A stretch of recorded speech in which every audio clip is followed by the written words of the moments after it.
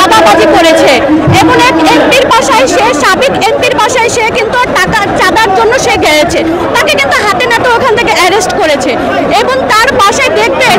আপনার প্রায় 2,10,00,000 টাকার একটা চেক পাওয়া গেছে।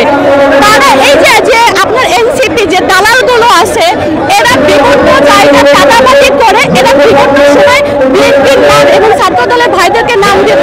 ওই যে বলে না আল্লাহ যদি সম্মান যদি দেয় তাহলে সম্মান কেউ নষ্ট করতে পারবে না, সবকিছু তো সৃষ্টিকর্তার উপরে নির্ধারণ করা। বা আমাদের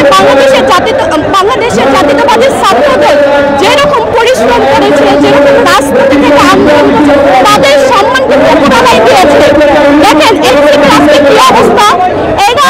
চাঁদা বিভিন্ন জায়গায় চাঁদা তুলে আর নাম দিচ্ছে এটা একটা ভণ্ড, একটা দালাল, একটা বদমাইশ দল।